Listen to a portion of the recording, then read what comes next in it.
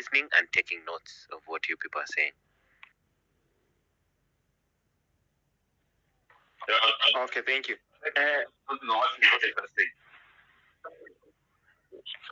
Okay, so what I wanted to highlight also is there are some things that we need to also understand.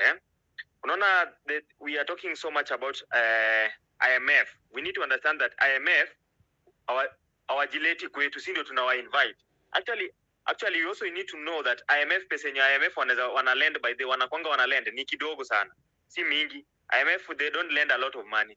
The only thing that IMF always do is actually they when you want to get into IMF programs so that you can start getting loans from them, they always, and this is their policy, and that's why IMF people watu wanajiendeanga tu kwa IMF wenyewe. Akanti sisi tulijipeleka tu wenyewe. IMF's policy is that if you are getting financing from them, they will always dictate your revenue raising measures. They will always require that you always raise revenue. Therefore, that's why we had issues like Finance Bill 2023, Finance Bill 2024. The IMF will always dictate that you raise revenues. That way IMF will always dictate. Also, you need to know that IMF, like I said, they don't give a lot of money, but they always pretend to be giving goodwill to other lenders. Like they can say, no, we are rating this lender at this rating, we are giving them this rating. That means they are good people, you can lend them money. IMF wanakwanga tu watu wenye they can just give that. But the one that the money that we are supposed to really take good, we really need to be very, very keen on. Anzeni kufuatilia hizi deni from Eurobond 1 and 2. Check those debts and how there was so much wasted during that time. Another thing, check the Chinese loan. Here is where we have problems. Chinese have always set traps using their debts. They know so well that these Africans will want, they have appetite for money.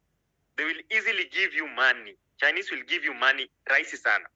And they will always make it look like they are helping you. No, they are waiting for you to be trapped, like right now the way we are trapped.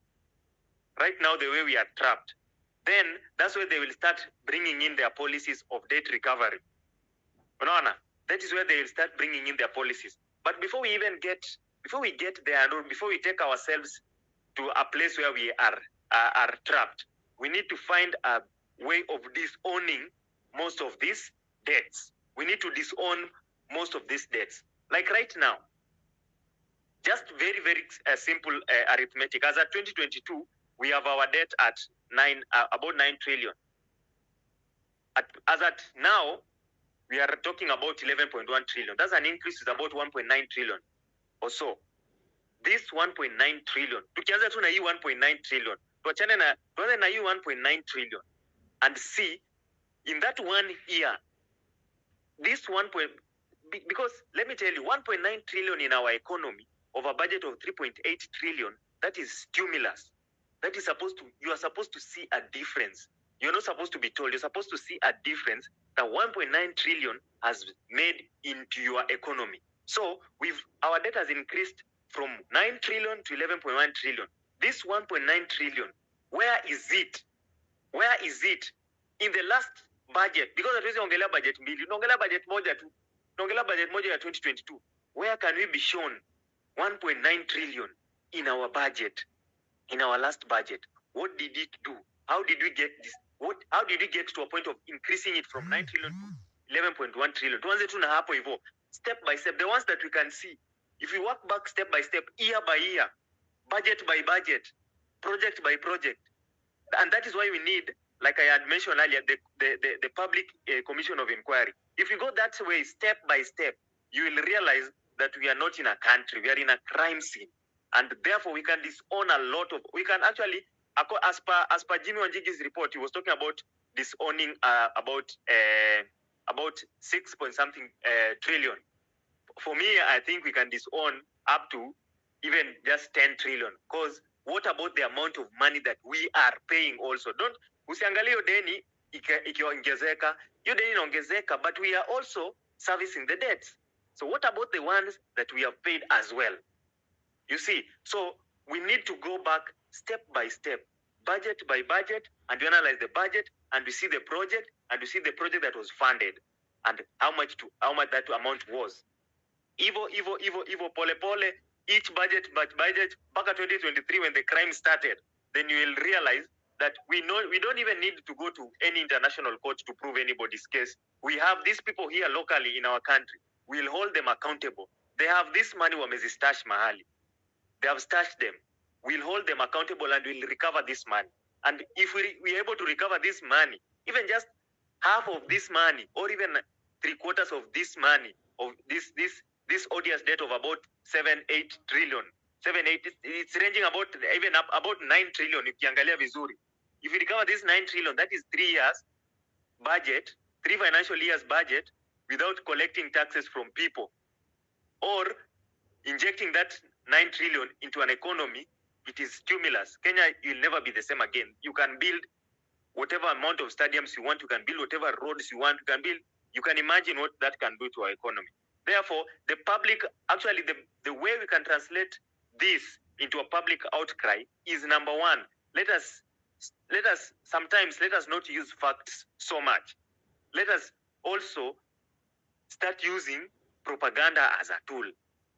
Okay? Let us start using propaganda as a tool. Mimi sahi nikitaka kwenda kuambia msee, about this public debt, mazenda kudanganya design nyingine, utatoka hapo kumekasirika. Hiyo asiri yako yenye umekasirika na hiyo ndio nataka. When I'm going to tell someone about JKI, I will tell that person, you know what?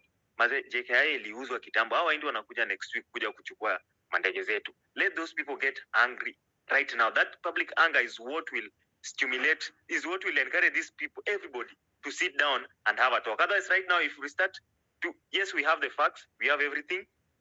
Also, let us, because this is something we are fighting. We are fighting right now to kwa vita.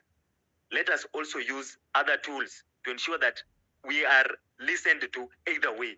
So if you give, because there are people wenye hawatakuwa persuaded by the truth. Kuna mtu hautaambia ati mazee tuko na deni mingi atakusikia pana, but ukimwambia propaganda ataeka masikio yake. Then that is how we translate this into public anger, and that is how we are able to start having a conversation as a people. Thank you. Hello Wanyama. Just a minute, nilikuwa nimesahau kitu. Kuna something yenye na nini saizi, na kuna petition yenye nataka kunini saizi. Kowino. Yes, please. Yeah. Vex, ni Kowino ana handle. Go ahead, Vex. Sasa nasema